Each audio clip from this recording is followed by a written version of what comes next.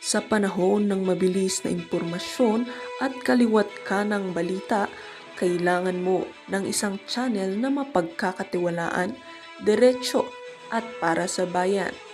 Ito ang Balitang Pambansa, ang iyong bagong tahanan ng mainit na issue, tunay na impormasyon at mga balitang hindi mo dapat palampasin. Mula sa mga trending na kaganapan sa social media hanggang sa mga seryosong isyong pambansa. Bantay kami sa bawat sulok ng bansa para sa iyo. Hindi lang basta chismis, kundi validated news, mga impormasyon na may batayan at mga kwento ng tunay na buhay Pilipino. At kung gusto mong laging nauuna sa kaalaman, huwag kalimutang mag-like, mag-share at higit sa lahat, mag-subscribe. Dahil sa Balitang Pambansa, balita mo, boses mo, bayan natin ito.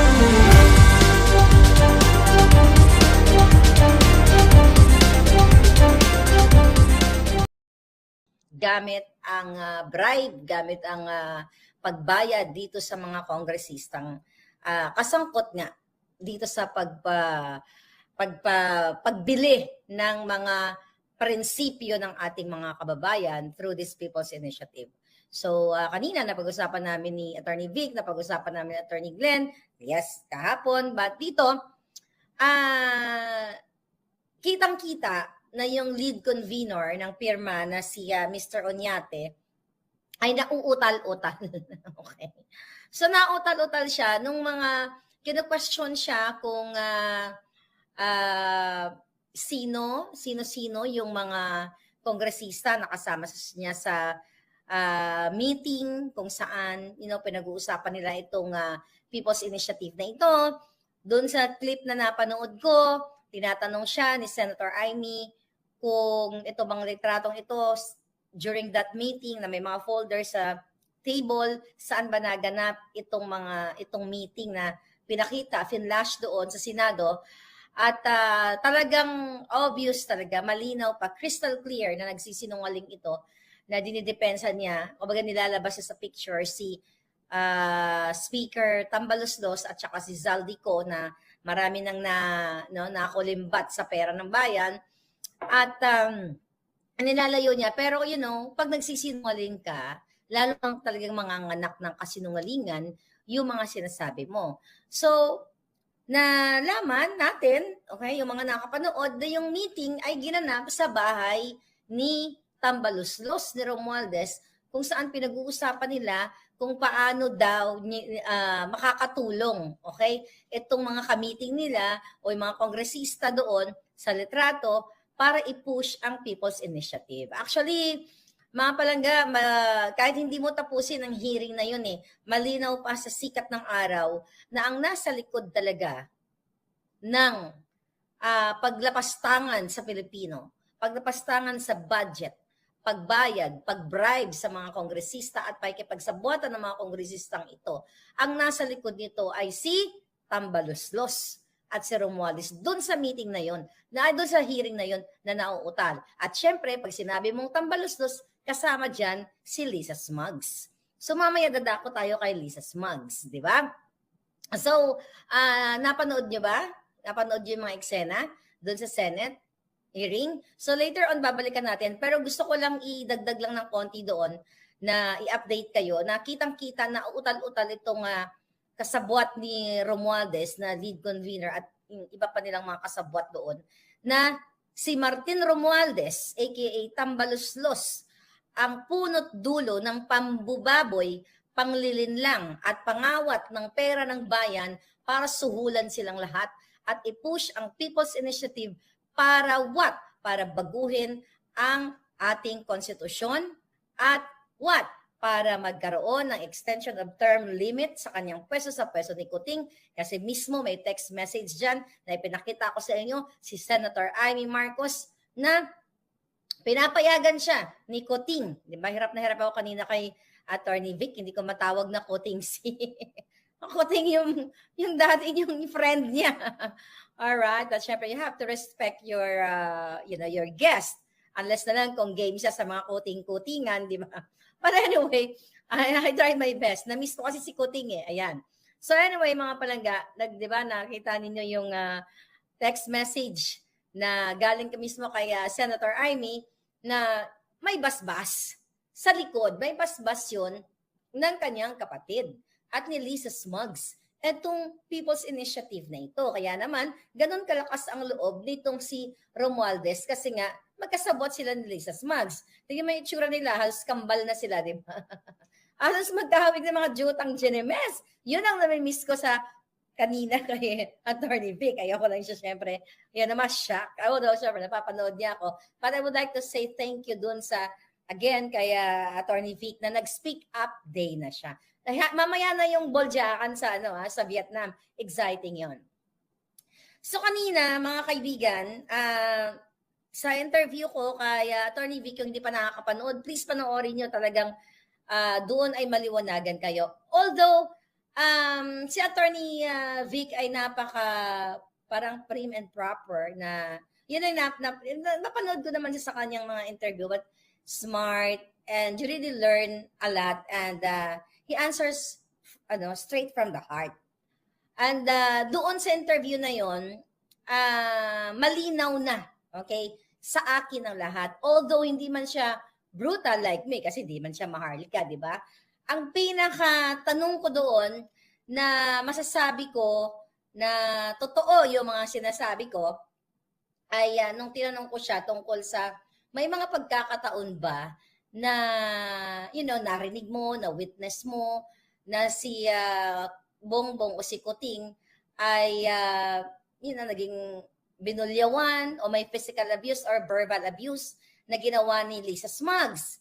So, ang sagot doon ni Attorney Vic, kung tama ang pagkaalala ko na, parang kung ano man yung narinig niya or something, i-reserve na lang yun. And I have to respect him, sa sarili na lang yun. Pero kahit hindi ni Attorney Vic sa atin, kayong iba gigil na gigil kasi gusto nyo maging ala maharlika si Attorney Vic. Hindi naman siya maharlika, di ba? Although, he's very smart and straightforward. Pero syempre, abogado siya at hindi naman siya vlogger, kaya hindi siya pwede magjutang Genemes, di ba? Ako lang yun. Akin na yung corona, wag na natin ibigay sa kanya, di ba? So, para sa akin, kung you're smart enough at marunong kang magbasa ng kanyang mga mensahe, yung kanyang, the way na i-deliver niya, para sa akin, okay, I underdesire talaga si Kuting. Kasi, marami kasi naka-witness. Actually, sa Vietnam ngayon, nagjumbagan sila kahapon. Nagjumbagan. So, ngayon, ang pinaka, maganda yung interview namin ni Attorney Vic. At least, na sinabi niya na hindi siya tinanggal, kundi siya ang umalis. At least, malinaw na yan. Kasi sabi ko nga, doon sa mga tanong ko, marami mga negative forces. And I know that. Kasi, isa yan sa mga vlog ko, isa yan sa mga puting ahas ko na, kung ikaw ba naman, sabi nga ni Attorney Vic, di ba, ang daming nagka-counterflow, di ba? Imbis na pasulong, para sa tungo sa pagbangon, ang ginagawa, mali-mali, di ba? Ang ginagawa, sumasalungat dun sa magandang layunin dapat nila ni Kuting. Kaso lang, Attorney Vic, abait siya, masarap siyang kaibigan, di ba? Masarap siyang kaibigan, talagang hindi kanya bibitawan hanggang huli. Hindi kanya, yun ang napansin ko. Doon pa rin yung respeto niya kay Kuting. And, commendable yun. Kasi iba-iba tayong tao. At bilang isang kaibigan niya dati, imagine mo may respeto pa rin siya sa kabila ng benudol tayo. I mean, may respeto pa rin siya dahil siguro yung pagkakakilala niya kay Kuting dahil lagi naman silang magkasama, di ba? Doon sa time na lumalaban nga si Bongbong Marcos dito sa electoral protest. And maganda yung ipinakita sa kanya. Di ba? Doon sa pang-araw-araw, every time na magkita sila. And you have to respect that. Ako naman, maganda rin naman pinakita sa akin ni Kuting, pero ilang beses lang naman yon. At alam ko na budol lang talaga yon. So, kung gusto nyong, yung kanina yung mga na nag-message sa parang gusto nyo talagang mag-ala Marlon kasi Attorney Vic, no. You can't do that. Kasi hindi yun ang personality niya. And, yeah. Tapos, ang pinakamaganda doon ay nag-speak up na siya. So, imagine niyo, ako para sa akin, ano to talagang panalo na tayo. Although, bonus na lang yun na mahila natin si Kuting palabas dyan sa kanyang ini-enjoy. Actually, si Liza Ahas Araneta Marcos ang nag-enjoy sa power. Hindi naman siguro si Kuting kasi nga tao-tauhan lang siya. So, nag-speak up na ang Pangulong Duterte. Malupit ang kanyang binitaw mga salita tungkol sa bangag, tungkol sa pagiging pulboronic. Nag-speak up na ang pamilya ni Pangulong Duterte. Ang dami, si Harrocan, si Atty. Blanchong, andyan kayo. Then, meron tayong Vic Rodriguez na napaunlakan pa natin at nakausap natin siya na malaman natin kung ano yung saloobin niya at ano yung talagang na-experiensya niya nung time na nandoon siya sa administrasyon ni Kuting. At nakita niyo naman na mismo galing sa kanyang bibig na talagang kailangan daw ni Marcos na mag-step up. 'Di ba? O mag-step in sa mga decision making, So, malinaw. Kaya nga 'di ba nilinaw ko sa kanya, kay Atty. Vic, nang ibig bang sabihin nun, hindi siya ang nagdedesisyon sa mga bagay-bagay at pinaliwanag niya maganda yun. Hindi lang naman siya mag-isa nagdedesisyon kasi may mga cabinet secretaries. Pero, the fact na sinabi ni Atty. Vic yun, alam niya sa sarili talaga niya na mahina itong kanyang kaibigan. Kaya nga, nagsabi siya na kailangan ni Kuting na mag-step up. Kaya sabi ko, I don't think so na mag-step up pa siya dahil under Visaya talaga na-jombag ba naman siya doon? 'Di ba? Na-jombag nga doon sa New York. Then, ngayon mga palangga, yung sa Vietnam, mamaya na 'yon kasi nasa Vietnam sila ngayon. At doon sa mga sa mga binanggit ni Attorney Vic doon sa interview, ang tinanong ko sa kanya kung ano ba yung pinakamagandang natutunan niya during nung panahon ni Kuting na nandoon nung time na nandoon siya kay Kuting. At alam mo, napakaganda, i-share ko sa inyo yung sinabi niya nandyan sa vlog na ang senior niya is yung magandang iniwan na mensahe sa kanya ng physics teacher na nung siya ay nag-aaral sa high school. Ito, very powerful. Nasabi niya, be very, very nice and good to the people that you meet as you climb up the ladder of success. Because there are the same people that you're going to meet when you go down, 'di ba? Ang ganda. So parang ang ibig sabihin nito mga palangga, in general, lahat sa atin, at talagang applicable to. Maging ungrateful ka. 'Di ba? Maging mabuti ka dun sa mga taong nakakasalamuha mo, yung tumulong sa'yo na walang-wala ka. Nagpakain sa'yo, nagligtas sa'yo sa kapahamakan, nagligtas sa'yo sa kahiyan, 'di ba? Kasi sabi nga sa sinabi ng teacher niya, pagbagsak mo, ito pa rin yung mga kasama, ito pa rin yung mga tao makakasama mo. At isa dun sa tanong ko, ano yung mga mensahe ng mga loyalista kay Attorney Vic? Kasi syempre nagkampanya siya. Ano ang sabi? Nakalimutan sila. Wala nang access, pinutol na. Remember my vlog, Agosto pa lang, nung sinabi ko sa inyo na after winning ni Kuting ang mga group chats, ay kinat lahat yung line. Pinagpuputol na yun. Kumbaga, dinilit na yung mga group chats na yun sa iba't ibang mga leaders. So kanina, narinig natin na August of 2022, nung ako ay nagsimula ng bells dito, mga palangga, ay talagang eto, ngayong araw, na-confirm natin mismo from former executive secretary na eto talaga ang ginagawa ni Kuting. Kaya nga kahit gaano ka respetado o kabuti itong si Attorney Vic bilang tao, bilang sa kanyang former boss, former friend, friend pa rin naman sila, kaya lang hindi na sila nag-uusap dahil bangag si Kuting. Laging bangag, di ba? At makikita mo na yung genuine yung heart ni Attorney Vic na nangarap siya na yung pinag-usapan nila ni Kuting para ayusin, di ba, we talk about agriculture, ayusin ang bayan, yun dapat ang nangyari. Kaya nga lang sabi niya, maraming counterflow, sabi niya ganon. So, imbis na pausad, patungo sa kabutihan, patungo sa kadiliman, which is yung nangyayari ngayon.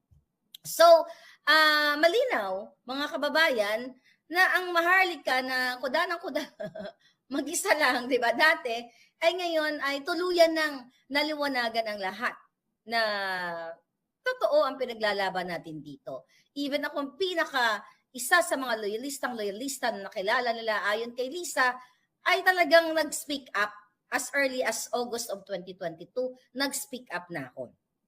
Ngayon, eto lang kay Kuting, di ba? For sure, kasi nakarating sa akin na naaalarma o na nagiging bangag lalo si Kuting, si Lisa at ang mga grupo nila simula nung nagkaroon ng Davao Rally at ngayon, okay, yung pag-speak up na. Tuluyan na nga ang pagsasalta ni Attorney Vic. Talagang narinig nyo naman, di ba? Ay naaalarma sila. Dahil hindi nila na-anticipate, hindi nila akalain na yung dating Maharlika lang na pinagbibintangan nila na hindi na pagbigyan ng posisyon, okay, which is hindi naman nag-apply at hindi naman qualified, di ba? Paulit-ulit kong sinasabi na yun ang binabato sa akin, you know, na hindi ka lang nabigyan ng posisyon ng ambassador, ganyan-ganyan. So ulitin ko ulit, hindi ako qualified at syempre hindi ka naman tatanggapin na blue passport ka at hindi rin ako nag-apply. And of course, yun lamang ay gawa-gawa ni Lisa at ng kanyang mga hegemonyo sa tabi niya para sirain ako. Pinagbintangan din ako ng kampo ni Lisa na ako ay binabayaran ni Attorney Vic at si Attorney Vic pinagbintangan, pinag-usapan namin yung offshore account pero hanggang ngayon sila na ang most powerful, yan ang claim ni Lisa, most powerful siya, ni wala siyang na-file na case, ni isang kaso against kay Attorney Vic kung siya ay nanguha o nagpalsipika ng mga pera o nagbenta ng mga ng posisyon kasi yun ang binabato nila. Ay sabi ko nga dadamay ako. So wala. 'Di ba? Wala talaga kasi kung akong most powerful, okay, na gusto ko ilagay lahat sa tama, lahat ng nangungulimbat, 'di ba? Eh talagang kakasuhan ko at kung may ebidensya ako bilang isang first lady ahas, gagamitin ko ang lahat ng powers kung talagang ako ay para sa Pilipino para maputol na ang lahat ng pagnanakaw o kasamaan sa ating bayan. At kung ginawa ni Attorney Vic doon, sasampulan ko siya. Kaso hindi, puro kasinungalingan. Eh kung ako nga nandyan, di ba sabi ko sa inyo, eh hindi lang kaso ang gagawin ko. Wala nang kaso-kaso. Bangin na agad. Di ba? Pag nag-neck-knock, shoot na agad sa bangin. Di ba? Yan ang first ko, di ba? Pag executive order ko, maghuhukay ng bangin para pag may nag-neck-knock, shoot na kaagad kayo. So wala nang di ba? Harsh pakinggan, pero Anyway, nakakaloka talaga mga palangga ang mga eksena kaganapan. And now, this is the juicy part. Okay? Okay, so share natin. Doon sa mga naghahanap ng Facebook page ko, Maharlika Network, ayan, pilit na ginagaya ni Lisa ang fake news niyan, ang fake account niyan. Nandyan po yung aking link sa baba. Okay, ito na yung pinaka-juicy part na nangyari sa Thailand, sa Vietnam. Okay, kahapon, di ba, lumayas na naman ng mga ginayupak. Okay, kagabi, bago tayo after natin matapos mag-vlog, may tumawag sa akin na puting ahas from Vietnam. Nagwawala o winawarla ni Lisa Smugs na naman si Kuting Jr. Kaya under desire talaga. Bakit niya winarla? Bakit niya binoljak? Bakit si Lisa nagsisigaw-sigaw na naman sa Vietnam? Bakit? Kasi mga palangga, noong send-off ceremony, ayan, 'di ba? Kinamayan ni Kuting si Inday Sara. Nakita niyo 'yon? Nagte-trending ngayon 'yun Kinamayan ni Kuting, ito papakita natin uli.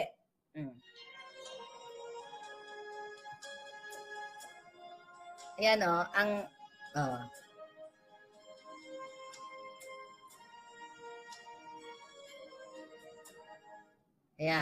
Ayan.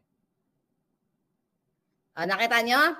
So, di ba, hindi, ang ginawa, dahil si Lisa Smugs ay sobrang pikon na pikon dahil doon sa nangyari sa Davao Rally at hindi niya maitatago talaga ang kanyang pagiging insecure at ang kanyang pagiging pikon. May mga nagsasabi na hindi daw plastic si Lisa Smugs. Akala nyo lang na hindi siya plastic. Pero sobrang plastic sa lahat ng pinaka-plastic. So yung event na yan, yung send-off ceremony na yan, ay galit na galit ang buwaka ng Genemes na babaeng butod, okay? Kasi na-miss ko kanina hindi ko nabanggit Ang babaeng butod mudlo, di ba? At putot, dun sa ginawa ni Bongbong, ni Kuting, sa pagkamay kay Inday Sara. So, protocol yan Alam nga naman, kung hindi gagawin ni Kuting yun, iba na. Baka, hindi na sila natuloy sa hindi na sila natuloy sa Vietnam. Baka hinila na siya ni Inday, no? Joke lang. So, pagsakay nila sa eroplano, nagwawala na si Lisa Smugs. Paano nagwawala? Gilit na galit siya, ayon sa ating puting asa, nakasakay dun sa eroplano na hindi niya pinapansin si Kuting. O, di ba? Naloka na naman si Lisa. Baka lahat ng nakasakay sa eroplano o lahat na nasa Vietnam ngayon, mga palangga, baka mamaya, pagdududahan na naman at tanggalin lahat. Okay? So, yun yung kwento. So, from that send-off, okay, hindi sila nagpansinan sa loob. Ayon sa ating puting as, galit na galit si Lisa, si Lisa kung bakit kinamayan si Inday. Okay? So, inaawat siya ni Kuting na mag-behave. Pero talagang talagang ginayupak ang pag-uugali. So, eto na. Pagdating nila sa Vietnam, okay, mga palangga, di ba, syempre, sasalubugin sila mga drama-drama. So, ganun pa rin, plastikan pa rin sila ni Kuting. Eto na. Pagdating sa hotel nila, ayon sa ating bonggang-bonggang puting ahas, ay nanjombag na naman si Lisa Smugs, nag-hysterical mga palangga, nagwala at sinasabing, what? Bakit kinamayan mo si Sara Duterte? Ang sabi ni Kuting ay kailangan niyang gawin kasi protocol yon. Alam mo naman, kailangan nating sa politics, ganyan-ganyan. So galit na galit at nagwawala si Lisa Smugs. Imagine niyo kung gaano ka pikon yung jutang GNMS na yan. Ay, nako. Alright. Okay, may nag-message sa atin. Okay? Miss Maharlika, masyado namang bitin ang interview mo kay Attorney Vic Rodriguez. Baka naman may part 2, may mga katanungan kami sa susunod. May nag-message sa akin from ibang puting ahas ito. Sabi, ayan, Attorney Vic, kailangan natin mag-part 2. So, balik tayo mga palangga. Bangketa talaga yung si Lisa, sabi ni Marigold. So, ngayon, habang sila ay nagmamasyal doon sa Vietnam at bilateral relation eklabush, pero ang totoo, ginojombag na naman si Kuting ni Lisa at inuutusan at pinapagalitan kung bakit nakipagkamay kay Inday Sara. A1 yan, ha? Ayan, Inday, alam mo na yan. Alam mo yan, Day. Ngayon, alam mo na, narinig mo na. So, imagine mo, nagsiselos daw kay Inday Sara, sabi ni Alan de Guzman. So, baka insecure. Kasi syempre, pretty girly naman talaga si Inday at si Smug. Siga mo naman, parang kinusmot yung mukha niya ba? Parang corduroy, corduroy. O parang ampalaya, di ba? Di ba? Kung ano yung pait ng ampalaya, parang ganun din ang texture ng kanyang pagmumukha. Okay? Parang bata, di ba? Parang bata, sabi ni Rosalie Santos, parang bata at walang kagalang-galang. So, okay? Punggok, sabi ni ako si Jesser. Buti nga kamay, hindi beso. Ayan, sarap tarisin ng garapatas. Galit na galit. So, mga pakaibigan, dito nyo makikita na talagang dapat na kayong mag-speak up day. At doon sa mga nakarinig, okay, doon sa Vietnam, dahil hindi na, alam mo si Lisa, kapag ang utak mo ay niluluto na ng puro inggit, puro pagnanakaw, puro alak, puro pulburon.